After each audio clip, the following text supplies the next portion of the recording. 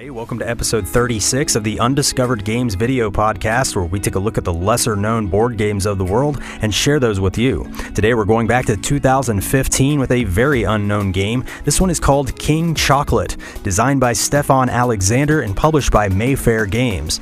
This is a very abstract, economic type of a game that's supposed to simulate the production line of chocolate from its early stages as pods all the way through the production line to the finished product. It's sort of a supply chain economic type of a game where you're trying to control certain sections of that supply chain, but you cannot control them all. So you have to work together with your opponents to try to get this chocolate moved through the production. The players are going to be slowly building out this map of tiles throughout the game, and the tiles show where the chocolate will move. It always moves from 1, then to 2, to 3, to 4, and so on. And the players will use their meeples to control certain areas of the production line.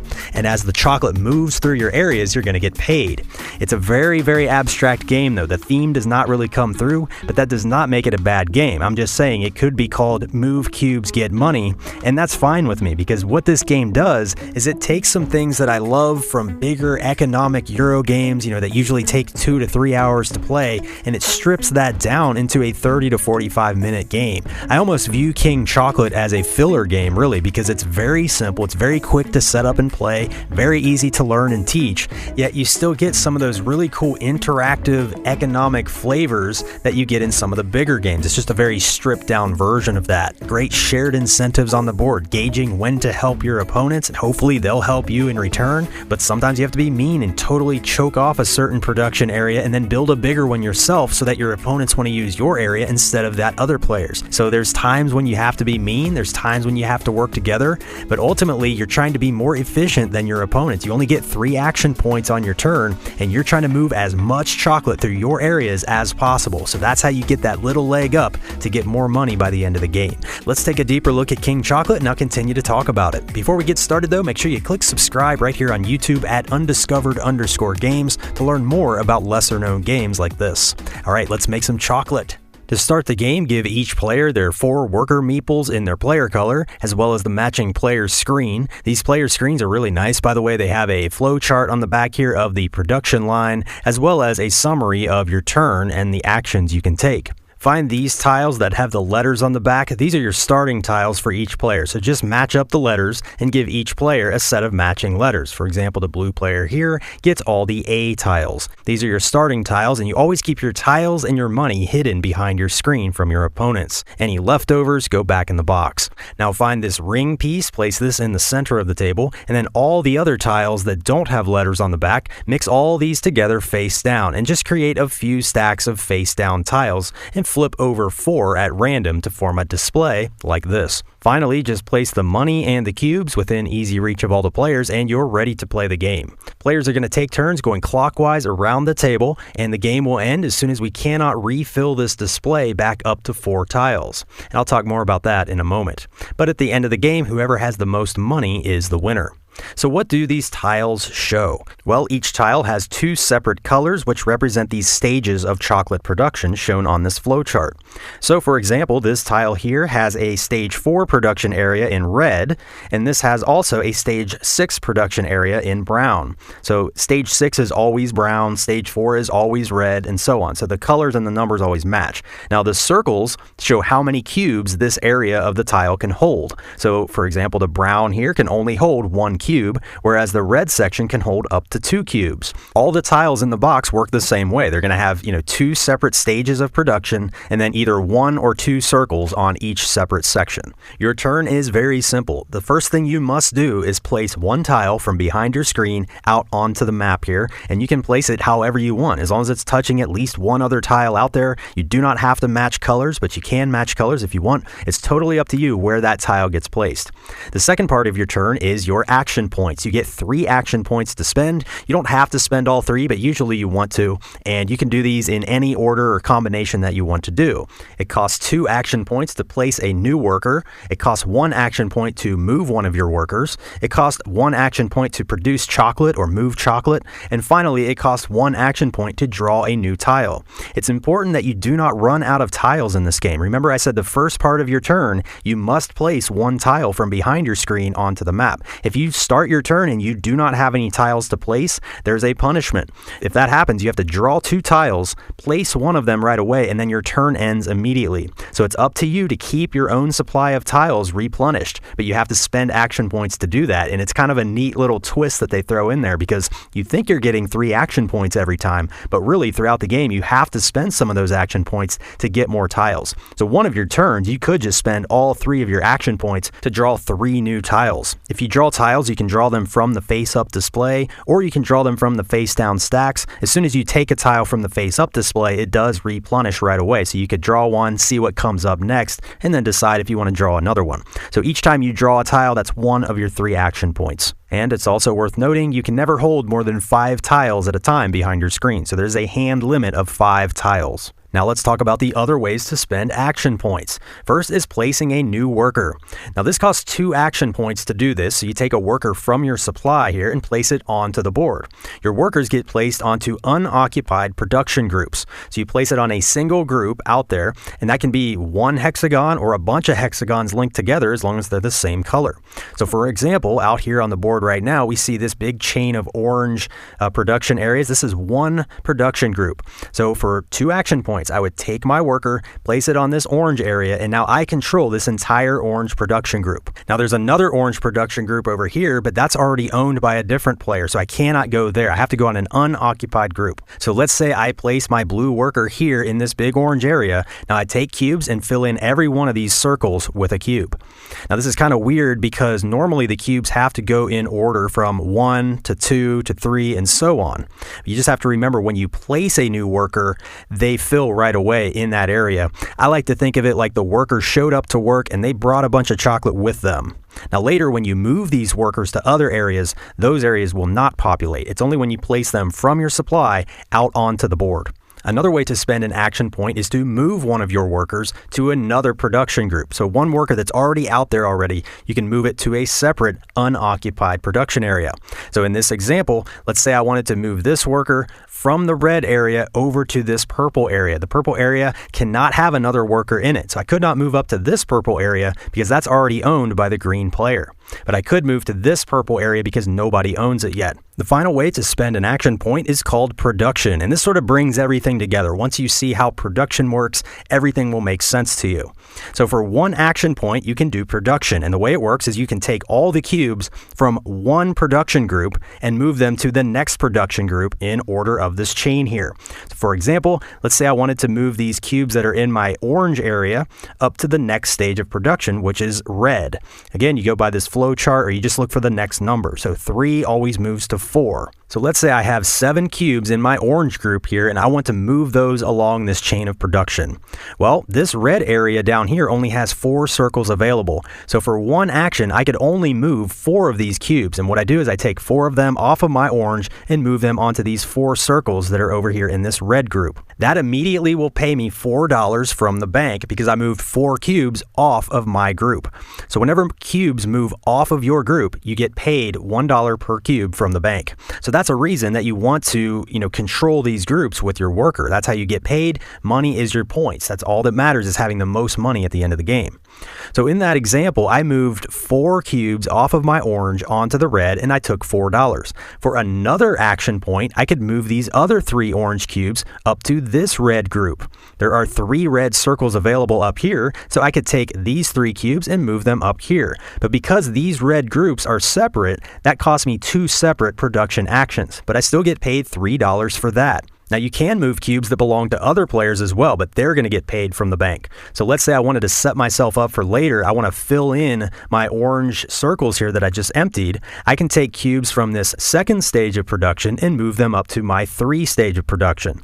So if I take these 4 cubes, put them in my orange area for later, that costs me 1 action point to do that, and the green player gets paid $4 from the bank because the green player owned this group and I moved the cubes off of their group. Now what happens if I move cubes off of a group that nobody owns? Well, then I get paid. Whoever moves those cubes gets paid $1 per cube. So let's say, for example, there are 3 cubes here in this stage 2 of production, but nobody has their worker there, so nobody owns that.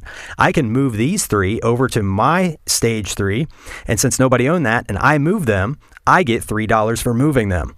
So it still costs me a production action point to do that, but that's a really neat part of this game. There's always going to be some free groups that you can freely move chocolate through and just take the money every time you move it. The problem is usually the players are going to own the bigger groups, which allow you to move more chocolate for a single action, and that gives you more money ultimately. So you're always trying to weigh how much you want to help your opponents, or if you want to spend some more action points, you can move, less chocolate at a time, but maybe not be giving your opponents all those points by moving the chocolate. It's a really fun balancing act to try to figure out as the game builds, as this map changes out here, and so on. So how do we get more cubes into circulation out here? Well, if you do a production action on the level 1 group, those cubes come from the supply. So let's say I have this big level 1 group out here with 6 available circles. I can take 6 cubes from the supply and fill in each circle, and that just costs me 1 action point to do that. So it's the same type of idea. Think of the supply as level 0, and they're going from level 0 to level 1. Now, nobody gets paid when you do that because they're not moving off of anyone's group. But that's how you can get more cubes into circulation out here. Now, what happens to cubes that are on the final stage of production, which is stage 6, this dark brown group? These cubes return back to the supply. So you can do 1 production action, move all the cubes from a stage 6 group back to the supply, and you still get paid like usual. So if I had 7 cubes here in this brown group, and I own the group, I move all 7 back to the supply, I get $7 from the bank. Now, at first glance, those stage 6 groups look really valuable because you don't have to worry about how many circles are available in that next stage of production. So the cube supply is sort of like endless circles to move your cubes onto. But the problem is all the other players know this, and players do not like to help the other players out on stage 6. So a lot of times all the players will build out their own stage 6s and get their own ownership, which kind of creates a bottleneck in the production line. Another thing to note is the later stages of production get fewer and fewer as far as their disbursement throughout these tiles. So there's a natural bottleneck built into the game design, and then as the players build out those stage 6 groups, a lot of times the other players will go ahead and block them in with their tile placements so that they cannot get too big of a stage 6. So again, at first glance, it's tempting to go for a big stage 6, but I rarely see it pay off. In fact, it's usually better to just try to monopolize certain stages of the production line, and when you see other ones getting built up that might compete with you, it's good to cut them off with your tile placement. I think the tile placement in this game often gets overlooked. It's very, very important to consider where you're expanding and cutting off certain production groups. The more you play the game, the more you start to pick up on that stuff. But just know that it's good to get a lot of chocolate moved through your groups, and it's good to get other players to use their action points to move chocolate through your areas. So you want to try to set yourself up accordingly with your tile placements, as well as which, stages of production you're going for, when you're populating which areas with cubes and things like that. So anyway, play is going to continue clockwise around the table. Again, on your turn, you place a tile, and then you take up to 3 action points, and then it goes to the next player in clockwise order. The game is going to end as soon as you cannot refill this display back up to 4 face-up tiles. Remember, every time you take a tile from the face-up supply here, you replenish it right away. So even if it's in the middle of your turn, if you take a tile and you cannot refill it back up to 4, the game ends immediately. At that point, everybody counts up all their money, and whoever has the most money is the winner. If there's a tie for the most money, the tie is broken in favor of the player who controls more cubes out on the board. So you count up all the cubes in the groups that you control. Whoever has more of those cubes breaks the tie. And I forgot to mention, if you finish the game and you have no tiles behind your screen, you have to lose $10 off your total. And that's kind of like the punishment for starting a turn without a tile. The game just punishes you if you don't use action points to keep a tile supply behind your screen. And I really like that the game does that. It kind of keeps you in check. You think you have 3 action points every time, but really you don't. You have to spend a lot of those action points drawing new tiles. And I like that it gives you the freedom to pace yourself. Maybe I want to build up a big supply of tiles and then I don't have to worry about it for a while. Or maybe I want to take it one at a time and see what comes out. There's a really interesting dynamic and fluidity to this game where it's constantly changing and evolving. You're always reacting reacting to what the other players do. You're looking for little opportunities to arise on this map as it gets built out. Maybe a certain color is starting to threaten your control. Like maybe you control all the red stage of production and another player starts building up red, so you want to go over and cut them off. Or maybe you feel like they could help you out. Maybe you just abandon your red and move to a purple, which is one stage after red, and then you build up a big purple area so that player moves their chocolate into your area, and so on.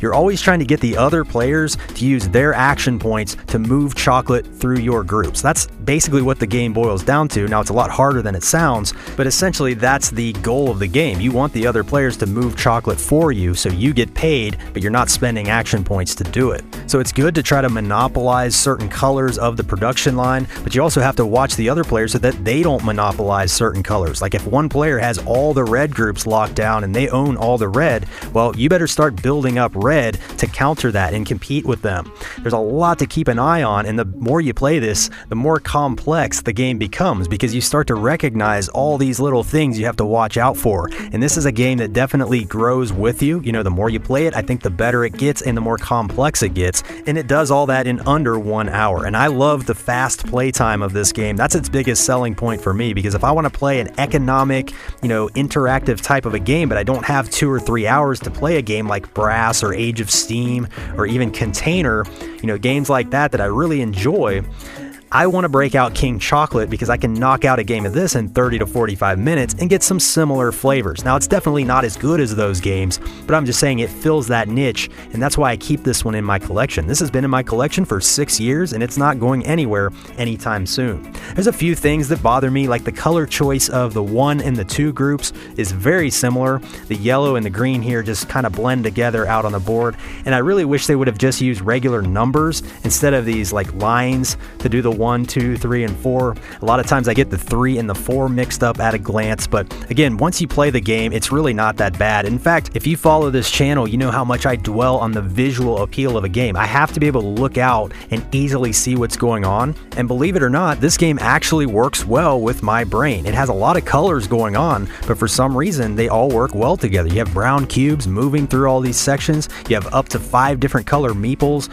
and they're all out there on this board. When you just look at it, it does kind of look like a jumbled mess of color, but once you understand what you're looking at, it really does click with my brain. Now, maybe that's just me, but in my experience, I haven't had anybody complain about the colors in this game. The only thing I've heard is that those hash marks, those numbers, should have been real numbers instead of the lines. I think that would have really helped. So King Chocolate, I give this game an 8 out of 10. Like I said, I've had this for 6 years. We've played this a lot over the years, and I really enjoy it for what it is. Now, it's not the best game ever. It's not one I'm always going to be in the mood to play, but it's definitely staying in my collection. So an 8 out of 10 is kind of like a B, B minus, if you want to think of it like a school grading scale. Not the top tier of my collection, but definitely here to stay and does a lot of things that I really enjoy. Now, it's not going to appeal to everyone, obviously, just like a lot of economic games don't appeal to everyone. But if you like games like Brass or Age of Steam, or if you like cube rails, train games, I think you might dig King Chocolate. But again, it's a very, very light version of games like that, so don't think it compares to those on a strategic level.